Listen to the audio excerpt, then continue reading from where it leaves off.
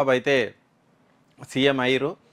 చంద్రబాబు గెలిచిన తర్వాత కూడా ప్రమాణ స్వీకారానికి ఆహ్వానిస్తే ఖచ్చితంగా వెళ్తా అని కూడా ఏదో ఒక ఇంటర్వ్యూలో మనం రేవంత్ రెడ్డి అన్నట్టు కూడా చూసాం. కానీ చివరికి అంత మిత్రుడు సహచరునికి చంద్రబాబు ఆహ్వానం పంపించలేకపోయిండు. దానికి రాజకీయ కారణాలు వేరే ఉన్నాయి. ఆయన మనసు మొత్తం నిజానికి రేవంత్ రెడ్డి మనసు మొత్తం ఈరోజు ఏపీలోనే ఉండొచ్చు.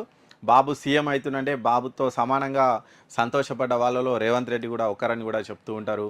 కానీ ఆయన ప్రమాణ స్వీకారానికి నాకు అఫీషియల్గా ఆహ్వానం అందలేదు, ఆయన వెళ్ళలేదు.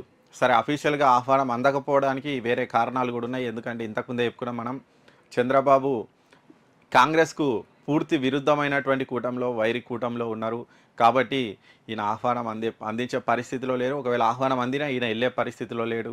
ఎందుకంటే అక్కడ ఆల్రెడీ మోడీ కూడా వచ్చారు. ఒకవేళ ఈయన ఇన్విటేషన్ ఇచ్చినా ఒకవేళ రేవంత్ రెడ్డి కనుక అక్కడికి వెళ్తే మళ్ళీ ఇక్కడ వేరే సమీకరణాలు మొదలైతాయి. మళ్ళీ రేవంత్ రెడ్డి బీజేపీలోకి వెళ్తున్నారు, మోడీని ఆల్రెడీ అప్పుడెప్పుడో ఒకసారి పెద్దన్న అన్నందుకే ఇప్పటి వరకు కూడా రేవంత్ రెడ్డి మీద ట్రోల్స్, ఇక విమర్శలు నడుస్తూనే ఉన్నాయి. మరి ఒకవేళ రేవంత్ రెడ్డి కనుక ఈరోజు ఏపీకి వెళ్ళుంటే మాత్రం ఇక అయిపోయింది. రేవంత్ రెడ్డి బీజేపీలో జాయిన్ అవుతారు, కాంగ్రెస్కి హ్యాండ్ ఇస్తారన్న ప్రచారం జరిగేది. కాబట్టి ఆయన వెళ్ళే పరిస్థితిలో లేరు. ఇక ఈయన కాంగ్రెస్ ముఖ్యమంత్రులను ఆహ్వానించే పరిస్థితిలో బాబు కూడా లేరు. అంటే వీళ్ళిద్దరికీ ఒకరిపై ఒకరికి ఇష్టం ఉన్నా కానీ ఇక ఆ ఇద్దరు అటువైపు ఇటువైపు ఉండేటువంటి పరిస్థితి. అంటే ఇద్దరు ప్రేమించుకుంటున్నారు కానీ కులాలు వేరైనట్టు అయిపోయింది ఇలా పరిస్థితి. ఎందుకంటే పెద్దలు ఒప్పుకోరు కదా. పెద్దలు అంటే వాళ్ళ హైకమాండ్లు. ఇక్కడ మోడీ ఒప్పుకోడు, ఇక్కడ సోనియా గాంధీ ఒప్పుకోదు.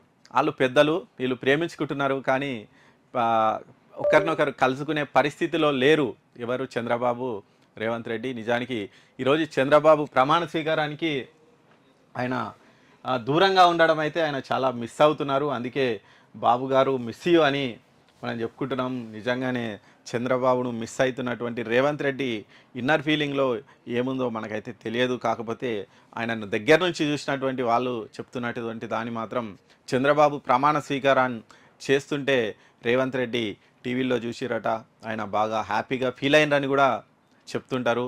ఆయనకు విషెస్ కూడా ఆల్రెడీ విషెస్ కూడా చెప్పారు చంద్రబాబు సీఎం అవుతున్నందుకు.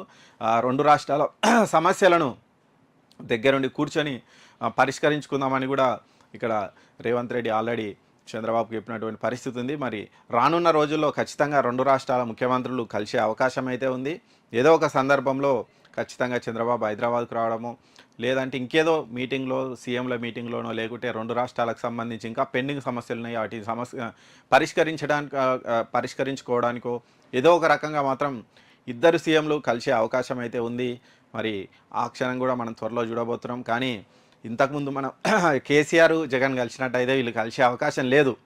ఎందుకంటే మనం అప్పట్లో చూసినాం, కేసీఆర్ జగన్ ఇంటికి పోయి మంచిగా విందు భోజనం చేసిండు, జగన్ కూడా హైదరాబాద్ వచ్చి కేసీఆర్ ఇంటికి పోయి విందు భోజనం చేసిండు. కానీ ఇక్కడ వీళ్ళ పరిస్థితి అయితే అట్లా లేదు.